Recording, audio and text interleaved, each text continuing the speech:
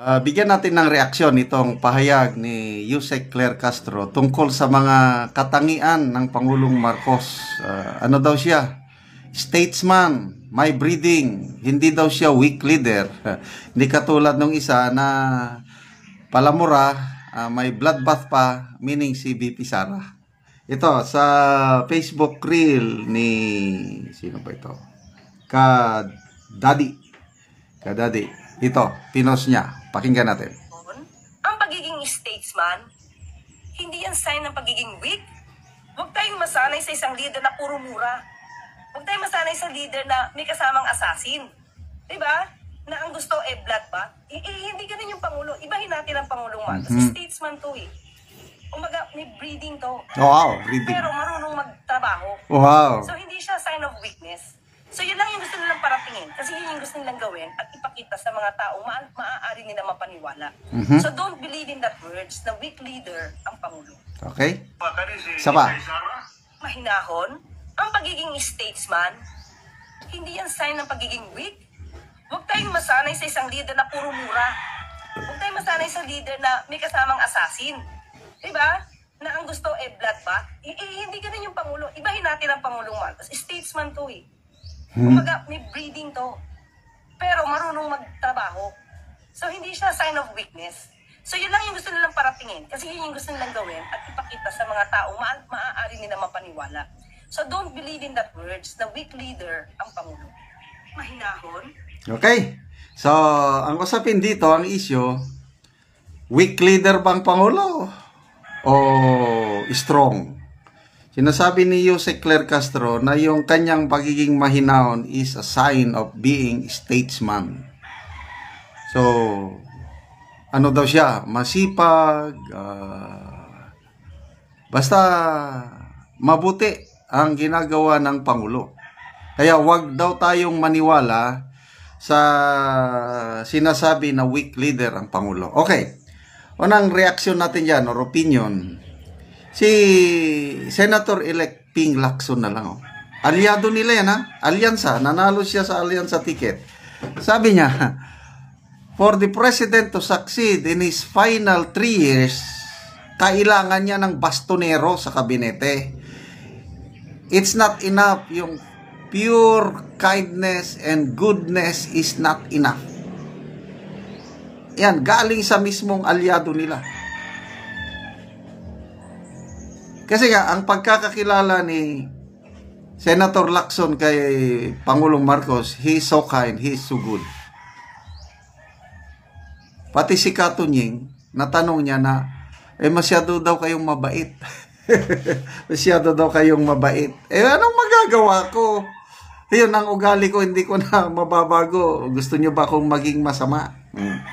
Kaya lang, sinabi ang Pangulo nga, maybe it's better to be feared than to be respected.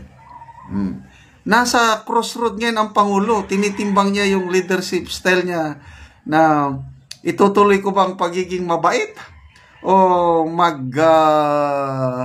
mag-change style ako para katakutan. Ganon yung ano niya, it's better. Maybe it's better to be feared. Yan ang sinasabi ni Senator Lacson na kailangan niya ng bastonero sa kabinete. Para yung bastonero na yon, yung matapang ba, yung may angas, astig na matatakot ang mga kabinete, even mga congressman, kung ang Pangulo mayroon siyang bastonero, matigil yung pangbabalahura sa budget. O, anong sabi ni Yusek Claire Castro? Hindi na daw kailangan ng bastonero. Si Pangulong Marcos na daw ang magiging bastonero. Well and good. Kailangan natin ng leader na if you cannot be respected, you will be feared. Yung kinakatakutan ka. Mismo ang Pangulang umamin na nahihirapan siyang ipatupad ang kanyang mga gusto. Ano sabi niya sa interview kay Katunying? Na naiinggit siya sa mga kaibigan niyang CEO. Isang salita lang ng CEO natutupad. Siya na presidente, ang hirap daw niyang ipasunod. O anong klaseng leader yun? Statesman pa rin? Hindi na. To me, weak leader. Presidente ka, hindi mo maipasunod yung gusto mo, Kailangan mo pang a lot of convincing. No way. Hindi magsilbi yan. So, it's all about leadership. O, sinasabi ni Yusek Claire Castro na wag daw tayong maniwala na weak leader ang Pangulo. Okay. Basehan natin yung eleksyon. Personal ang Pangulo ng kampanya. Nanawagan siya sa Pilipino. Gusto nyo ng mas maliwanag na kinabukasan? Iboto nyo ang alyansa. Gusto nyo ang madilim na kahapon? Ibig sabihin, PRRD term. Iboto nyo ang kabila. O anong nangyari? O di ba talo sila? Talo ang alyansa. Kaya nga nagkaroon ng mass resignation dahil napahiya sila. It's not business as usual anymore. Pakinggan natin ang mga tao na nagsalita through their ballots. Even the local absentee voting ng mga men and women in uniform. Grabe! Not a single alyansa candidate nanalo. Wala, talo lahat. Oh. Ano? Naniwala ba ang mga pulis at sundalo sa Pangulo? No way! Ano ibig sabihin nun? Mahina ang Commander-in-Chief. Hindi nila sinunod. Kasi kung strong leader pa, okay ba ang Commander-in-Chief? Sana ang mga sundalo at pulis, botuhan nila ang kandidato ng Pangulo. Eh bakit ang binoto ng mga pulis at sundalo, karamihan, PDP? Oh, sinong mas gusto nila? Sinong mas strong na leader?